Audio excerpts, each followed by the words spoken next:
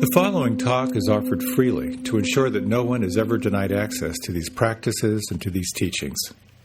If you feel inspired to make a donation to support this offering, you can go to my website at jonathanfoust.com. While you're there, you can also sign up for a monthly newsletter designed to support you in your practice. Thank you, and enjoy.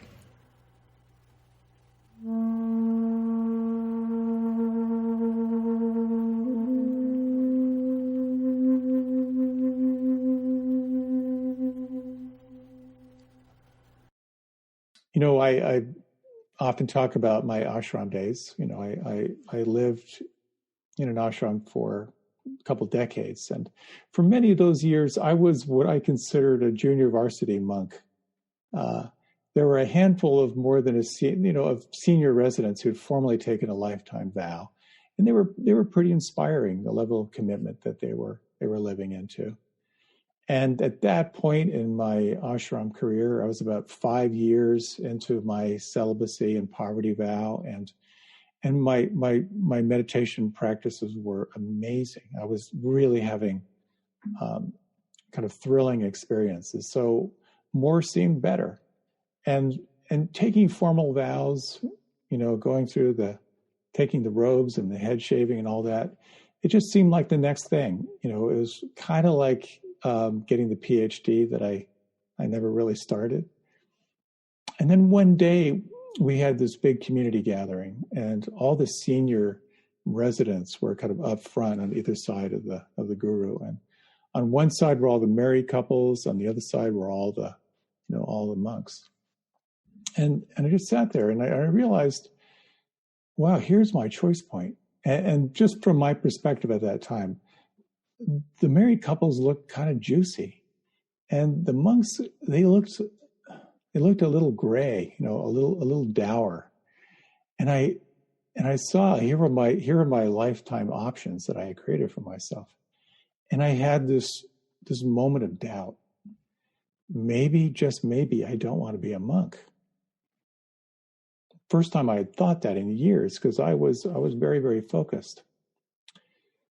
And I realized then that doubt, which is the topic of this talk, doubt is not a bad thing. Sometimes doubt is wise discernment, and I'm glad I listened to that voice of doubt.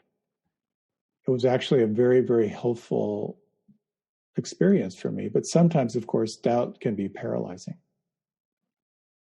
We've been talking, this is the 5th week, I've been talking about some of the mind states, the 5 mind states that make it impossible for you to be present in your life. And these include anger and aversion and all the subsequent flavors of blame and ill will, judgment. When your mind gets lost in craving and wanting and fantasy and planning. When your mind gets lost in worry and restlessness and caught on that hamster wheel of anxiety. The 4th is sloth and lethargy, the kind of the numbing out that occurs sometimes. And tonight is doubt night, how to work with a doubting mind. So I'd like to talk about 4 things. First, recognizing the mind state of doubt, which is really the first and most powerful thing you can do. But then a little bit about what's the cause of doubt? How do you work with doubt? And how do you cultivate a life that actually has more faith, which is sort of the opposite to doubt? So recently I was in a pretty extended conversation with someone who was really stuck with a decision that he had to make. He was closing in on completing grad school. He had a girlfriend, he had some good job prospects. But he said, I've been in school since I was 5 years old. And I've only had one girlfriend in my life. And it seems like the safe route is to get a job, explore this relationship, and just settle in. But then there's also a scary option. I think I'd like to be a monastic for a while in Asia, and I think I'd like to be a writer. But I'm stuck. I don't know if I'll be a good enough writer to make a living. I don't know that I'd be successful at this at all. And so we explored the options, because obviously he was just paralyzed between these 2 options. And at one point I said, well, so what do you need to make this decision? And he said, I need you to tell me what to do. And I said, just so you know, there's no way that I am interjecting my opinion in here so you can shirk responsibility and make the decision on whatever I say. You need to dig a little bit deeper. So on the one hand, he was paralyzed here. Something in him wanted to be a monastic and travel and be a writer, and something in him definitely wanted to take the safe route. Eventually, he did more exploration, kind of shifting away from the story and more to how it felt in his body, and kind of tuned into that body wisdom. And he got a little more clarity. But I did mention to him, I said, if you be a monastic for a while and become a writer, you'll always doubt whether it was the right decision when you think back on the relationship you're leaving and the job you're leaving.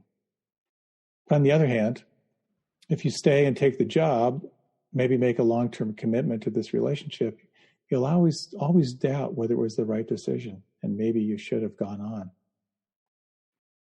Happily, he did get more of a sense of what he needed to do by kind of shifting from the story and listening more to his body and looking a little more deeply at it.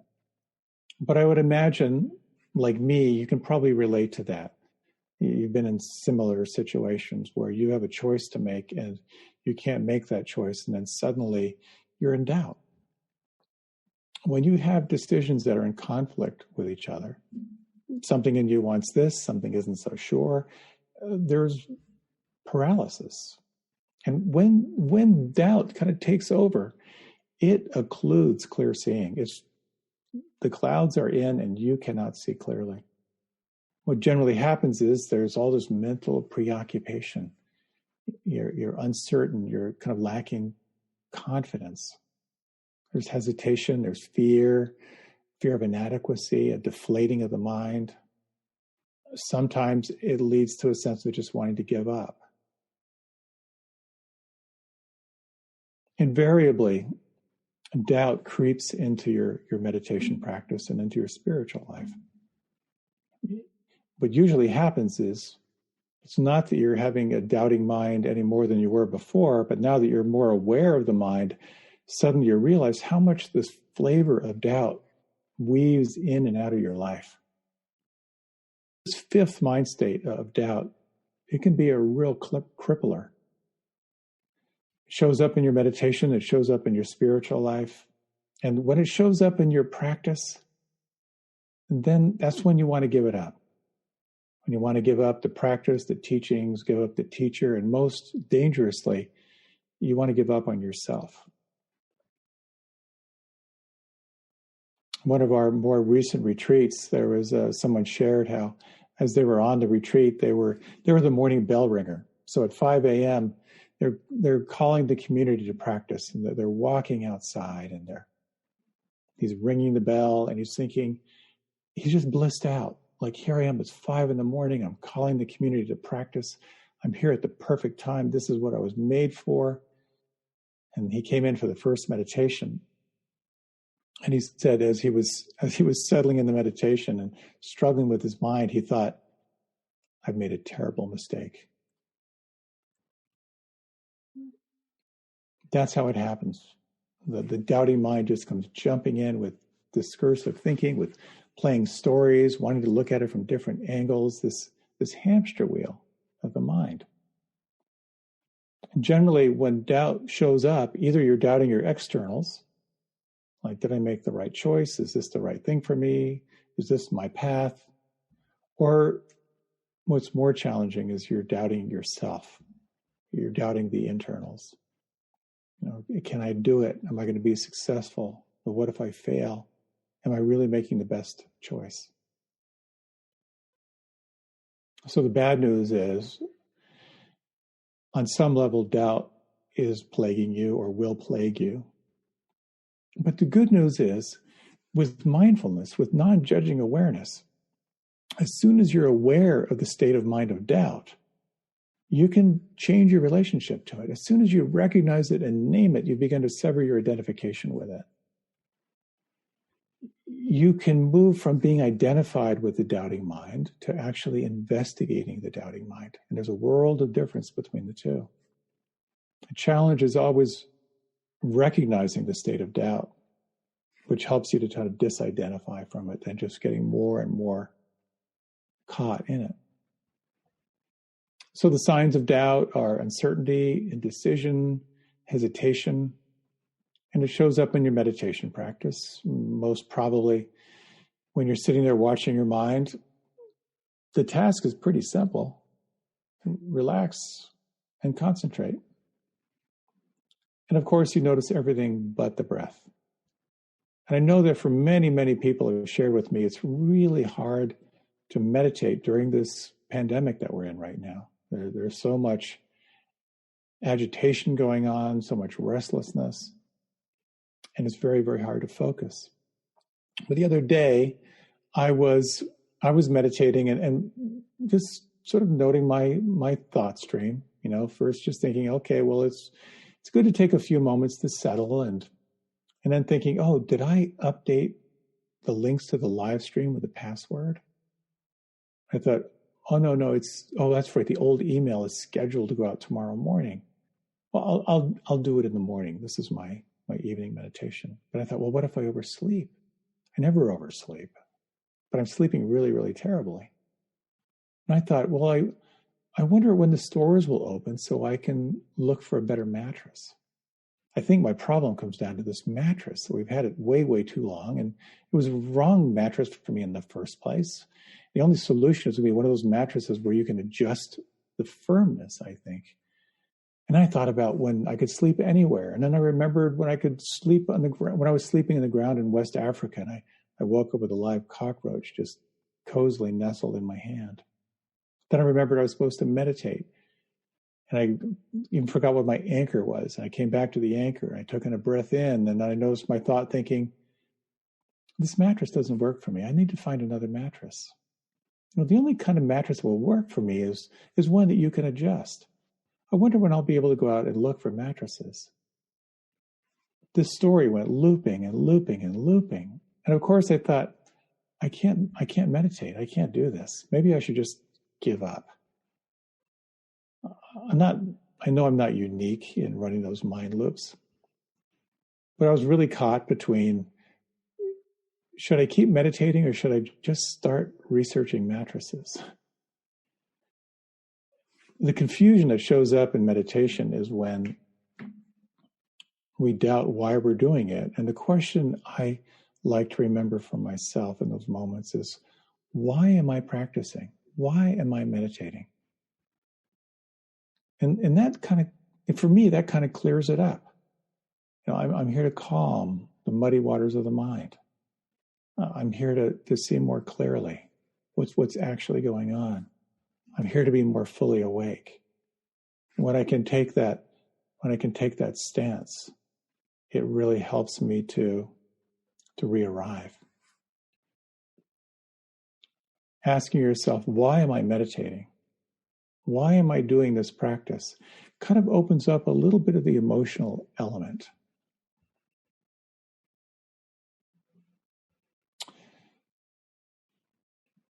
So how do you work with a doubting mind? Well, I've got some suggestions. The other day I was paddling on the river, and as often happens when I'm giving a talk, I think a lot about the talk, and I was sort of naming my doubts as I'm paddling along. I doubt if I can keep up with the workload that I've got going on. It seems to have tripled. Am I healthy enough to survive COVID-19 if I get it? And other myriad thoughts of the doubts. And I chose to kind of engage into this practice of RAIN, which many of us are familiar with, but just very, very briefly, the acronym RAIN. The R is to recognize or realize what's happening. The A is to ask if you can allow it or accept it. Sometimes you can't, it's too much, or the timing isn't right. The I is to investigate it, to look more closely, more intimately at the internal experience. And the N is to sense if you can nourish what you find with some kind of loving presence. And so, as I was aware of kind of that doubting mind, I kind of recognized that, oh, this is doubt. Then I inquired, well, can I allow it? Can I actually make room for this? And kind of got a little internal kinesthetic affirmation. So then I turned to the investigation. What does doubt feel like on the inside? And in that moment, I could feeling kind of small inside, like outward energy sort of like turning inward and feeling a little bit more compressed. There was something here about more of a self-preservation feeling, an element of fear and internal tightness, like a tight rope internally. So just seeing it and naming it was kind of helpful. And then I sort of sensed, well, what if I brought a little kindness, a little bit of empathy to this sense of doubt? And as I did so, I could sort of feel a little bit of a melting going on inside. And then this thought just kind of popped up. And the question was, well, who am I in the absence of doubt? If there is no doubt, what is there? And just for a moment, it was almost like the clouds dispelled and there was this sense of bright, warm aliveness. And the word came to mind, faith. Well, then if there's no doubt, then there's faith. But then as I stayed with that, well, faith in what? Well, what is it that I actually have faith in? In that moment, it was more of like a sense of faith and just sort of present moment awareness. Maybe a sense of faith and a general sense of the universe being benevolent. And maybe it was particularly easy in that moment because I was on the river and it was a beautiful afternoon. But as I hung out with that sense of like sensing what faith is, I realized that just like doubt, faith in the same way requires balance, like the two wings, the two sides of the coin of faith and wisdom. I felt a sense of faith in a benevolent presence, but is it true? Can I really put faith in that? And the question became like, what do I know is true? Where can I rest my heart? So part of the inquiry when you feel doubt is to make room for it, really, really sense it. To sense what it's like to bring kindness to it. And then you can inquire perhaps who you are in the absence of doubt. I'd like to do, if it's okay with you, is to lead a short little meditation on this. So if you like, you can close your eyes, and this will be just a few minutes, and I'll offer just a few questions and give you a little bit of space to kind of sense into this. So if you like, you can close your eyes, and if you would, take 3 long and slow deep breaths.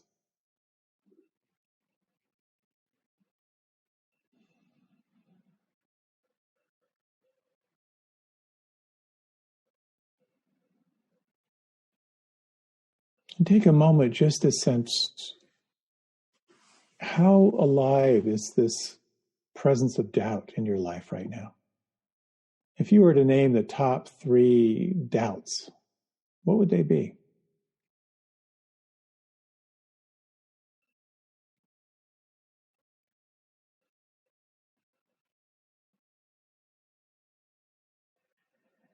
And you might sense if it feels okay to spend a little more time with this. And if so, you might just sense, what does doubt feel like on the inside?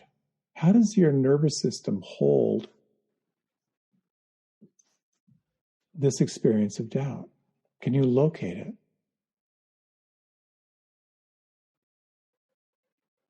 If you could describe it to a friend in a way they could recreate the same sensations, what words would you use to describe what it feels like?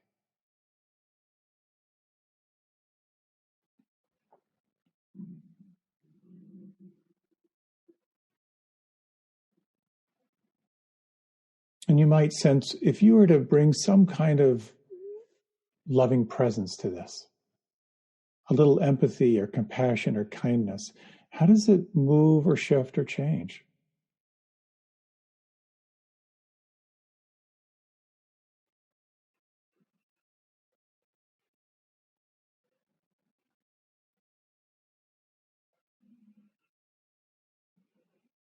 And you might explore this question. Who are you in the absence of doubt? What is your experience inside in the absence of doubt?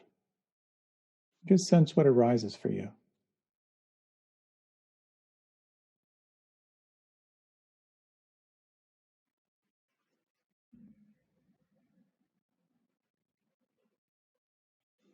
And you might now gently deepen your breath.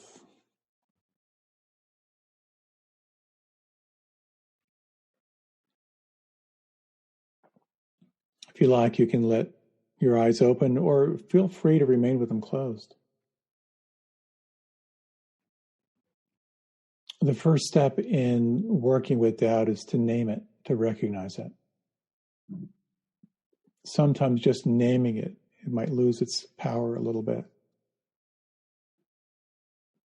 And then if it feels right, you can turn to the doubt to really investigate what doubt feels like, how your nervous system holds this. And then to sense if it's possible to bring some kind of kindness or empathy or compassion and be awake to what might shift or change or move. And then that question may have been helpful for you.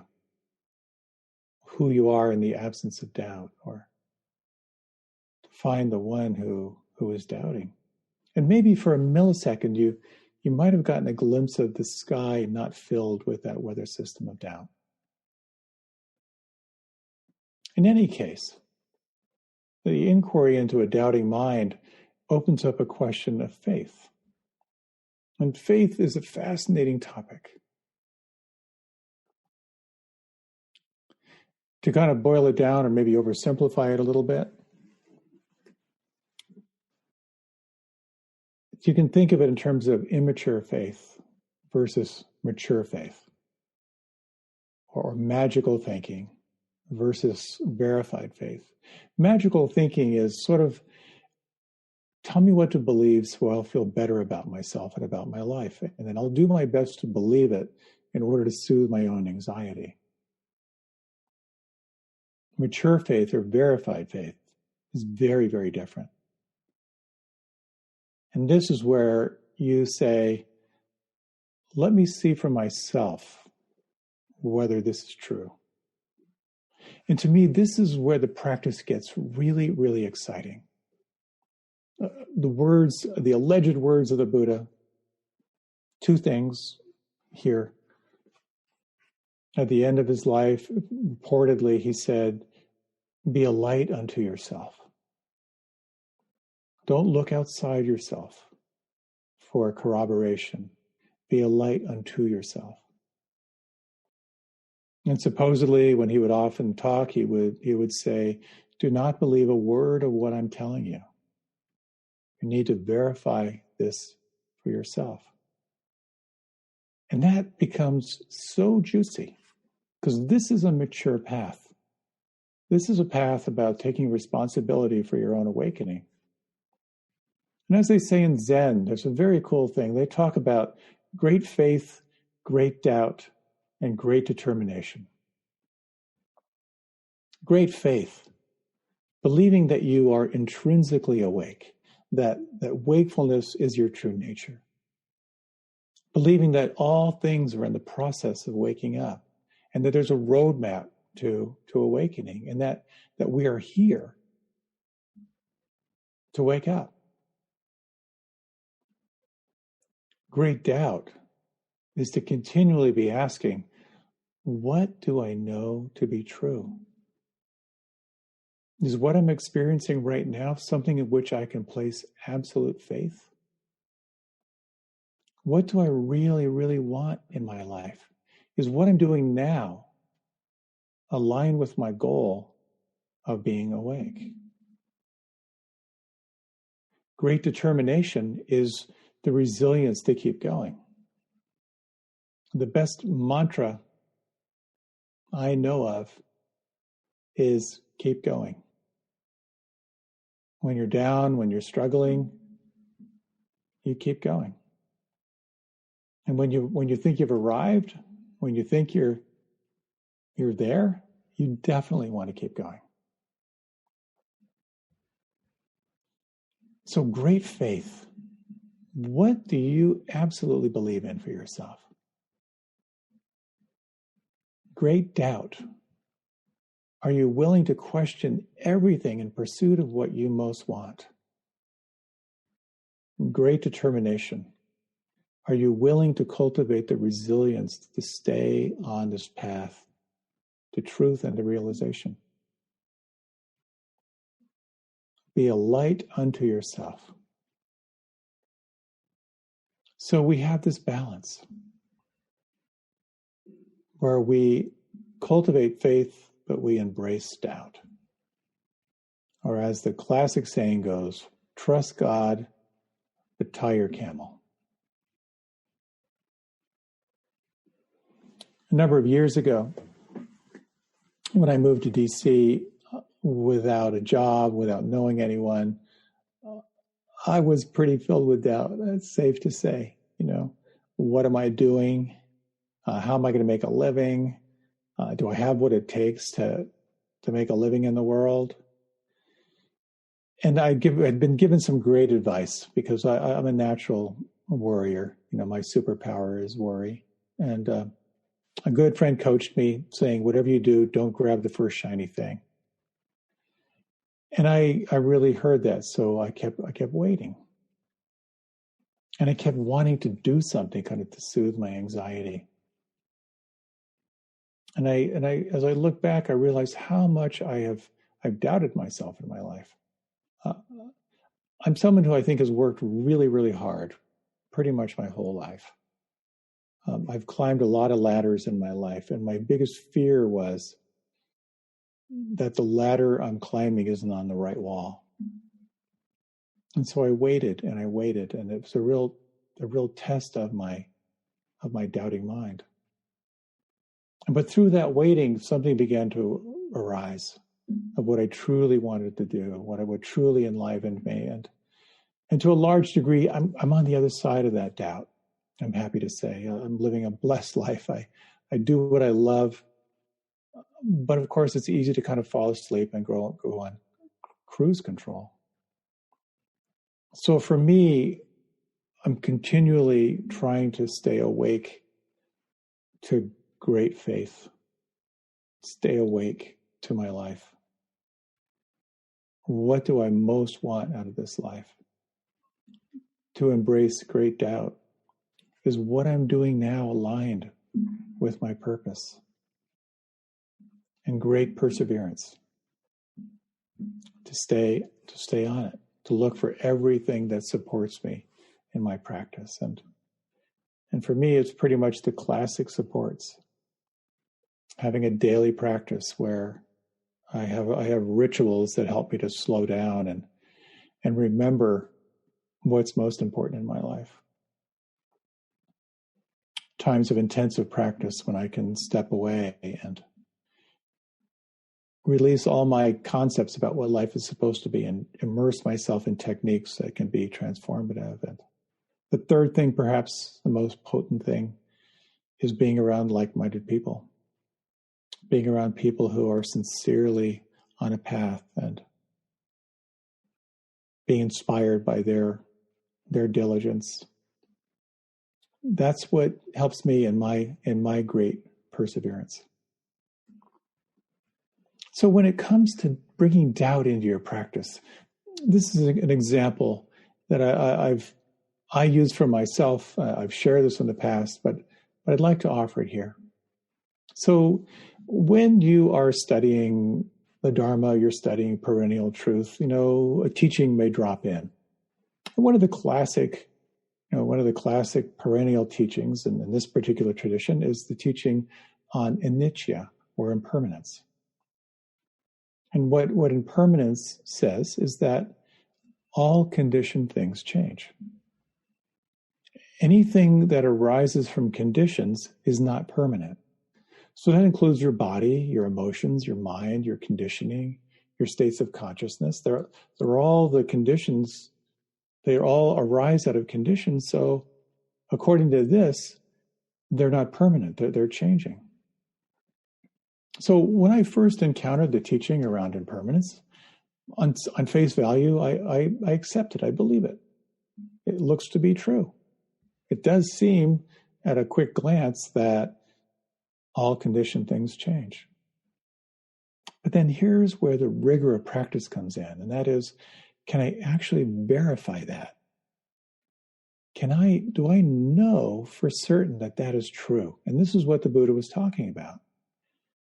Verify it for yourself. Don't take it at face value. So, a short little reflection. We just have a little bit of time left. But if you like, you can again close your eyes. And again, you might like to slow down and deepen your breath. Take 3 long and slow, deep breaths.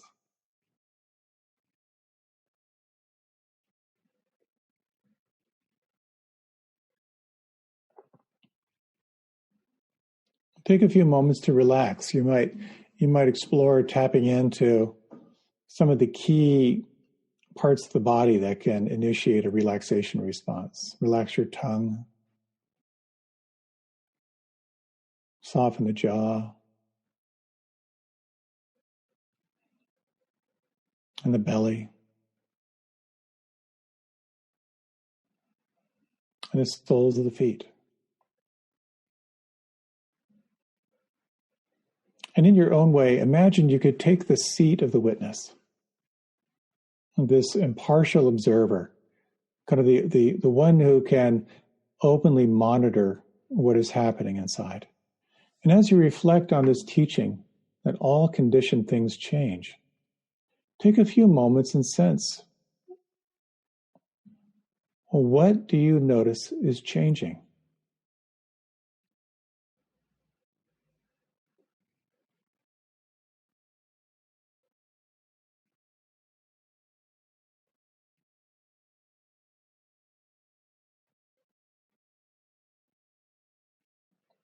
And exploring this question for the next minute. Is there anything in your experience that does not change?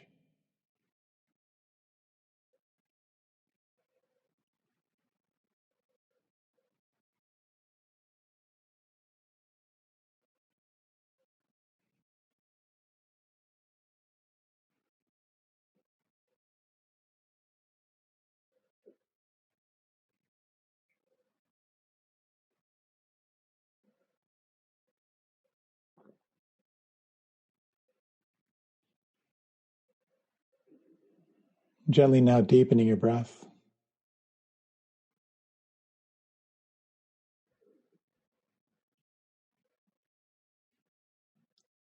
And just sense for yourself, is there anything in your experience that does not change?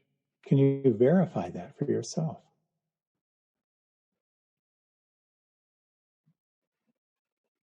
I find this inquiry to be immensely powerful because for me, I sense perhaps there is something that doesn't change. And perhaps it points toward that quality of timeless awareness. That perhaps awareness doesn't change, but everything other than awareness does. We have to verify this for ourselves. So, verified faith is the antidote to doubt. When you are caught in a doubting mind, as soon as you can name it, as soon as you can name the state, sometimes there can be a little bit of a shift. Rather than doubting, you can be with a doubting mind. The sense if you can make room for it, if you can investigate what the doubting mind feels like inside, how your nervous system holds it, to sense the incredible potency of bringing loving presence to doubt. Just the soothing, the shifting, oftentimes will cultivate a shift in consciousness, a shift in identity. New possibilities can arise. From time to time, it's a very, very delicate question, but you can ask, in the absence of doubt, what is there? Who am I in the absence of doubt? There may be a glimpse. So I think in all of this, all of these teachings, they all point toward a middle way, this teaching of the middle way, not too tight, not too loose. Cultivate trust, but tie your camel. Open your heart, but don't be naive. Give yourself fully, but don't be a fool where people can take advantage of you. Be intensely discriminating, but stay open. It speaks to this exquisite sense of balance. On the one hand, doubt can be crippling and paralyzing. On the other hand, doubt can be a voice of wise discernment. That there's something inside you that is saying, wait a minute, are you sure that's true? Are you sure that's true? Again, when we go out of balance is when you begin to feel either drifting off into denying doubt and slipping into that sense of almost like childish thinking or naive faith, or getting so caught in doubt you lose your connection to heart. This becomes the deeper questions. So we have just a few minutes left. I thought we might close with a short meditation, and I've got a great reading I'd like to share from John O'Donohue. So again, when you're ready, you can close your eyes.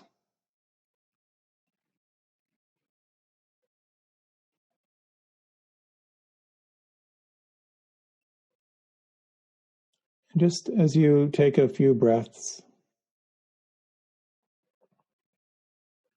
and reflecting on faith. In what do you have faith?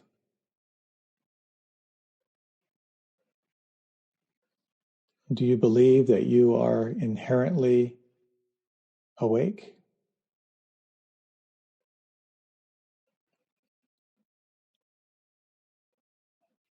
Do you believe that this is a path of waking up the heart and mind, and that all beings are on this path?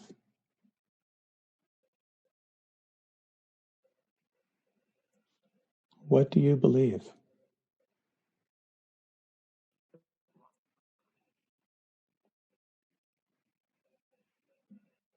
And sensing for yourself great doubt or wise doubt, your capacity to really discriminate, is how I'm living today, aligned with how I want my life to unfold? Is what I'm believing true?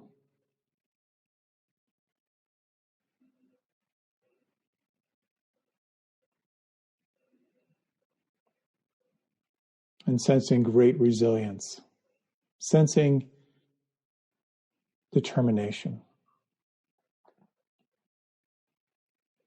your capacity, your willingness to keep going.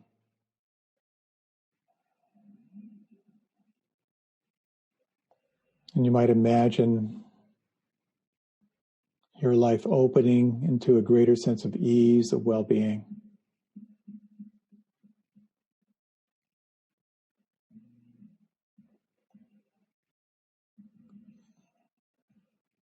Imagining yourself less and less encumbered by stress and suffering,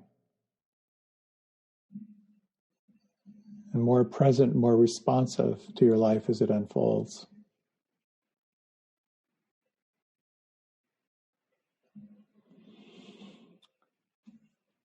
Reflecting on these words from John O'Donohue. This is the time to be slow. Lie low to the wall until the bitter weather passes.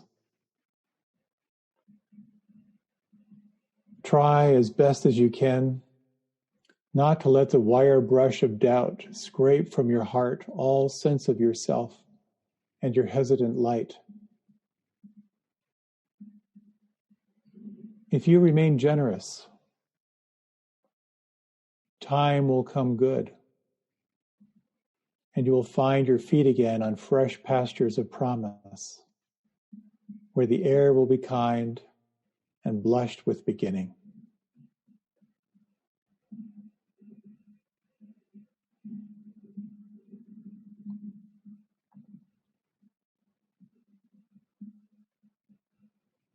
In these final minutes, you might imagine, if just for a moment, who you are in the absence of doubt. Awake, alive and vibrant in the here and now.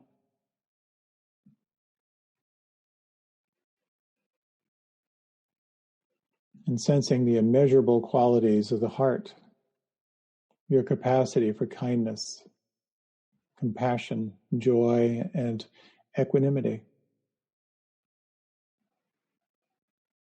And in these final moments, you might imagine if there's anyone who is struggling right now.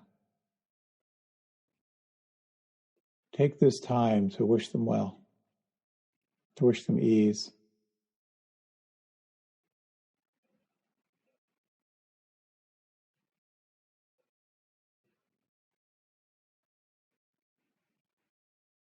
Imagine that well-wishing, like a star in the night sky, radiating out in all directions to all beings without discrimination.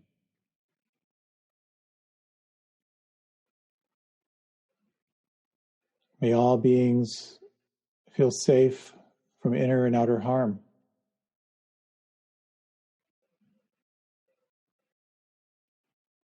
May all beings feel peace.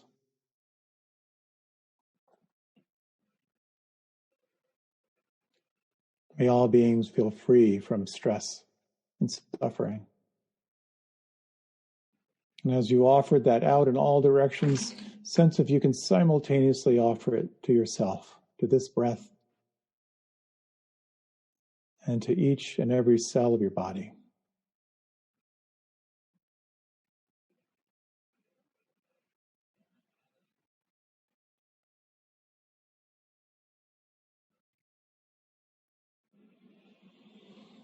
As you're ready, you can gently deepen the breath.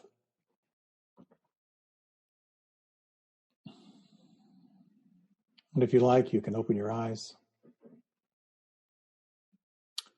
Thank you so much for your time and attention. I really enjoyed sharing this time with you.